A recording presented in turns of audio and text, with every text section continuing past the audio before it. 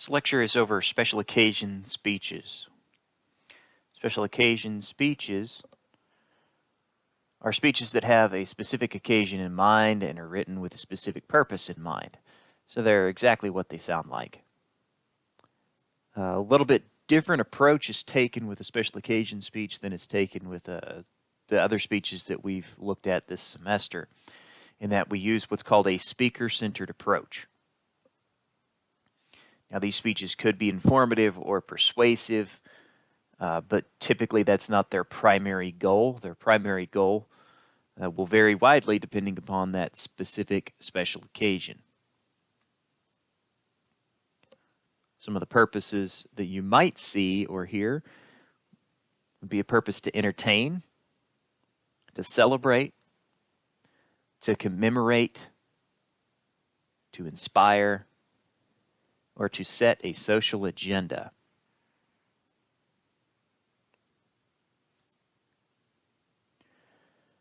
We're going to look at several different types of these speeches. The first one is a speech of introduction. This is a speech where you have a speaker that gets up to introduce a guest speaker or the primary speaker in an event. Typically very short speeches with two main goals. The first one being to warm up the audience for the speaker, to get them used to the idea of listening to this next speaker. That's what warming them up means. The goal is to motivate the audience to listen to what this guest has to say, and in some cases apply what they have to say, or something along those lines, depending on the content of the message. One of the things you'll need to do is describe the guest speaker's background. Tell the audience why this speaker is qualified to address the topic at hand. And there will be cases where you will know the speaker that you're introducing. There will be cases where you do not know them. Whichever is the case, you'll need to act accordingly. So if you don't know the person, you'll need to contact them in advance of the event to get a little bit of information about their background so that you can use it as an introduction. If you do know them, I still recommend that you verify any information that you think you know. This is from personal experience. When I introduced a friend, someone I went to graduate school with, and yet I still didn't know everything about his background prior to the time that we met and after the time that we parted ways after graduate school. And there was a lot of information I had to fill in when I did his introduction at the event. The second part, you'll need to briefly preview the speaker's topic. The key word there is briefly. You're not going to go into much detail, just what are we here to talk about today? That's basically all you'll do. You should give the audience a sense of why they should listen. Is this going to be something that's going to be useful for them in the future or required of them? If there is any special connection between the speaker and the occasion or the audience, you may want to go ahead and throw that in there. That's not always possible. If you've heard the address before, the speech before, or if you've read their material, don't evaluate it. This isn't time for critical commentary. If you disagree, we should never know. That's not your function at this point. The rule is to get in and get out with a few well-chosen remarks. And then finally, and this seems trivial, but it's not, ask the audience to welcome the speaker. And there's a lot of different ways we can do this. If applause is appropriate, you need to show them applause. So start clapping yourself after you say, "Please help me welcome," whatever the speaker's name is, back away from the podium while applauding, and the audience will follow suit. The next type of speech is a speech of acceptance. This is made in response to receiving an award. Some of you may have given one of these speeches before. The primary purpose is to express gratitude for the honor of receiving the award. Within this speech, again, typically it's very short. You want to react genuinely and with humility. This will show your audience how much the award means to you. No one wants to see anyone get up there and arrogantly accept the award and talk about how wonderful they are and how much they deserve this award. People want to see humility. You want to explain why the award is important to you and describe what value you place on it, what it means to you. You want to tell the listeners how it will affect your future and or how it gives meaning to your past. You want to thank those who are giving the award. And this may vary widely dependent upon the type of the award. Sponsors and donors, or even the people who nominated you for the award or something like that. Even though the attention is on you, don't forget to express gratitude. Also thank anyone who was relevant who helped get you there. If it was a team effort, thank your team. If anyone gave you inspiration or motivation to get you to where you are, you can thank them as well. Don't thank everyone you can think of, just the ones that are relevant to the occasion.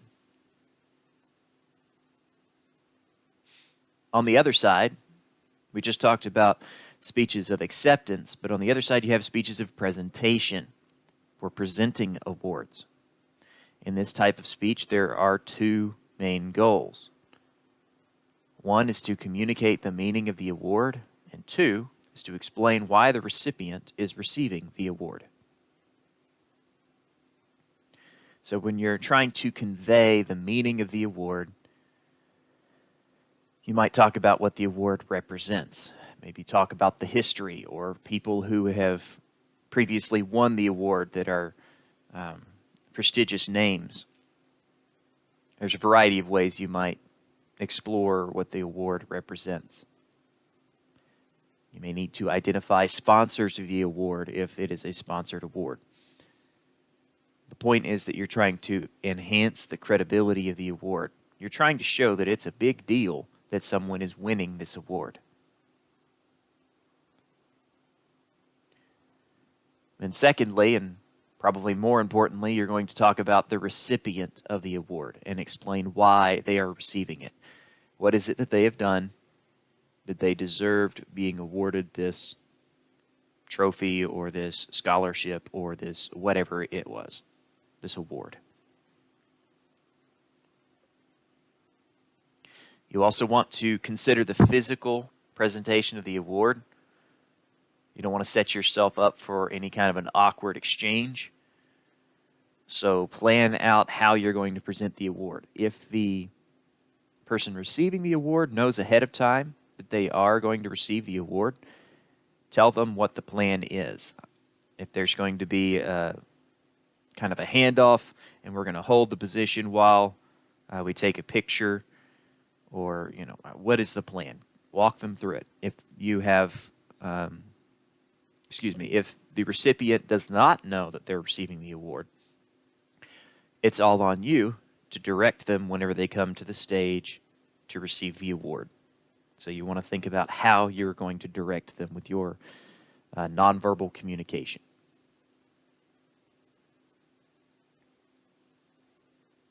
Now we have two types of speeches that are similar, so they're grouped together here. We have roasts and toasts.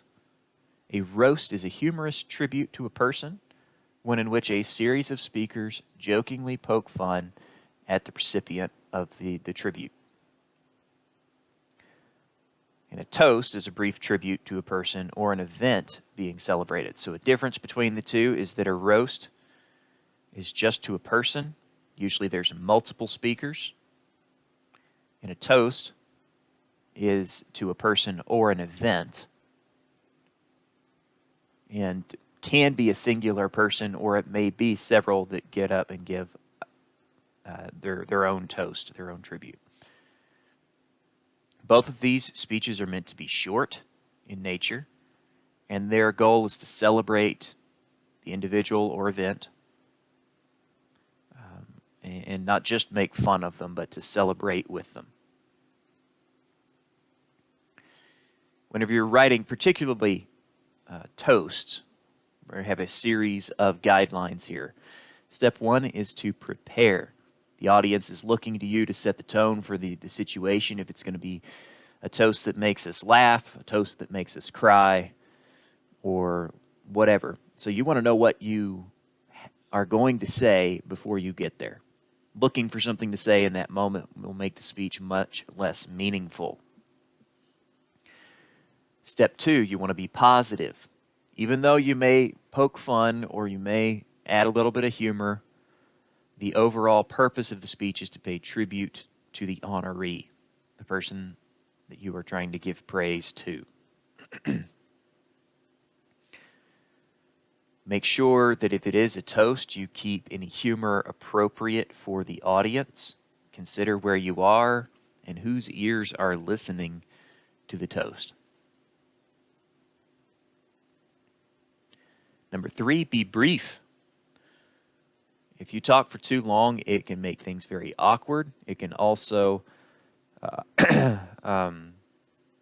take away from the moment. So if you are giving a toast, you're at someone else's party. You don't want the spotlight to be on you for very long. Typically, these speeches are 2 minutes at the maximum.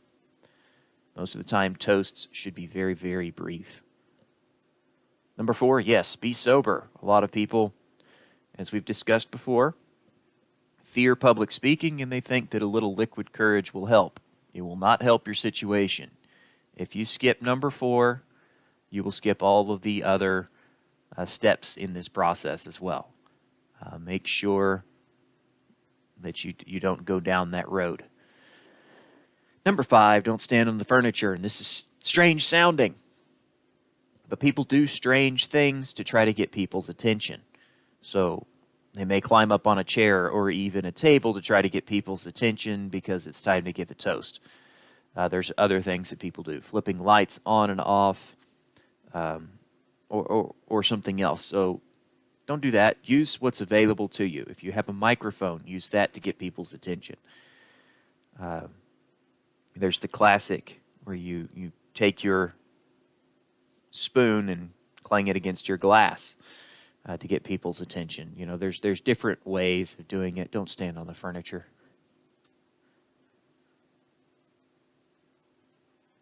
Now we come to eulogies. The word eulogy comes from a Greek word that means to praise. Most of the time when we think of eulogies, we think of a speech that's given at a funeral or a memorial service.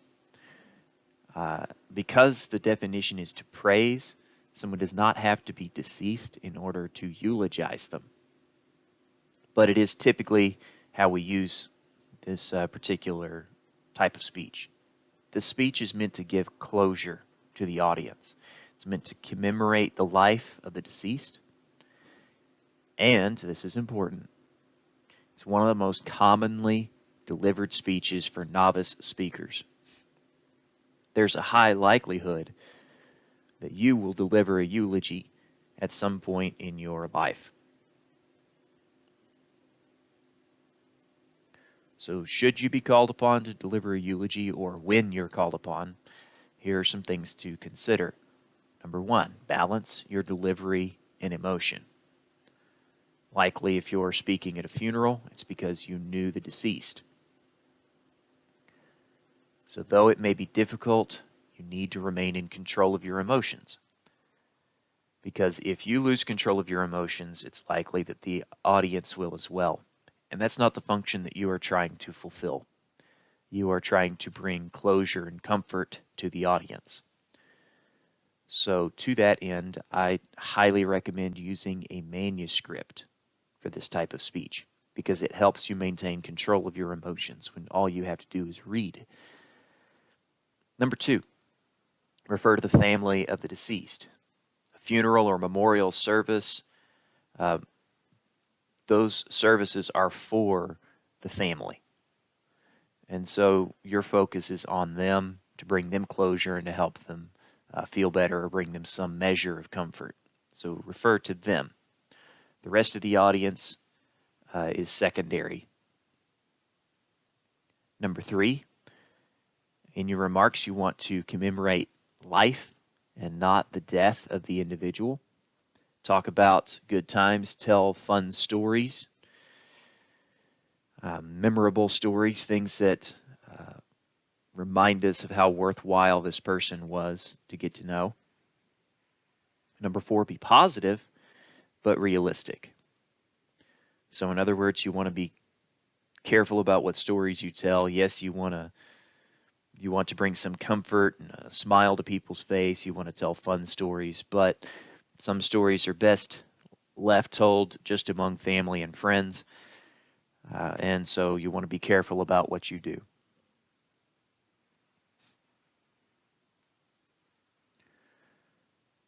Finally, we have what are called after-dinner speeches. After-dinner speeches are given after dinner, as you might expect, typically at an event. The point is to recognize the occasion, why we're all here. You want to avoid what are called canned speeches. A canned speech is a speech that's written once and then it's delivered the same way every time after that first occasion. So it's just a script that's read time and again, and there's nothing that changes about it.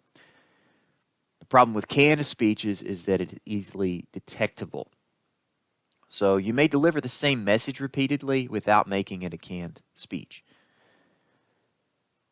Or you can write specific speeches for specific occasions. Things that you can change for each time you deliver the address. Talk about the people who are specifically there, the meal that was provided, some kind of current event. There are all sorts of things that you can shift and change and still keep the same overall message within that speech. But you don't want to just read the same speech that you wrote last year to the audience. You want to avoid stand-up comedy in this case. Sometimes people just try to tell a bunch of jokes instead of saying anything meaningful in an after-dinner speech. You can tell fun stories. You can tell jokes if it fits the situation and if it's relevant to why we're here. But make sure that you keep everything relevant. Social agenda setting. Early on in this lecture, I mentioned that as one of the things that, one of the purposes that we might use these special occasion speeches for. Social agenda setting is just basically talking about what this group of people plans to do in the future. So if you are invited to a dinner, a banquet, it's likely because it is has been thrown by an organization, whether it's a nonprofit organization or a political organization or whatever. So whatever that group represents, that's probably what you'll be talking about. Oftentimes, prominent members of the community are invited to these events so that they will get up and speak. Mark Twain, a famous author, was famous for his after-dinner speeches. He would get invited to parties just so that he would get up and speak. Whoever these famous members of the community are, or prominent members, they'll get up and speak on behalf of the organization, endorsing their cause, whatever it is. But when they get up and speak, they have the goal in mind. Whatever that social agenda is, they are there to set it in front of the audience.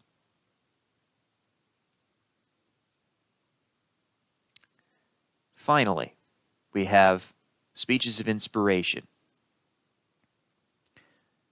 Speeches of inspiration are speeches that seek to uplift members of the audience and help them see things in a positive light. So you have some examples there. To an extent, this is a persuasive message because you are seeking to change the mentality of the audience. So these speeches use heavy appeals to the emotions or pathos, and they most often will come from a credible source. So a source that people find trustworthy and worthy of following. Something that's very useful in inspiration is the use of real-life stories. Few things inspire us more than tales of ordinary people accomplishing extraordinary feats. This is why, based on a true story, TV shows and movies do so well. It's because we like these inspirational tales. Number 2, you want to be dynamic. Dynamic meaning enthusiastic, engaging. Doesn't always mean that you're going to be bouncing up and down, excited, but you need to be very engaging. That's a good word for it. Alternative word to dynamic. You want to make your goal clear. Tell the audience what they need to do whenever you're finished with your remarks. And you want to close with a dramatic ending. Now, drama may not be your strong suit. Oftentimes, this is a good point to really appeal to emotions whenever you're closing with a dramatic ending, because we are truly motivated by emotion.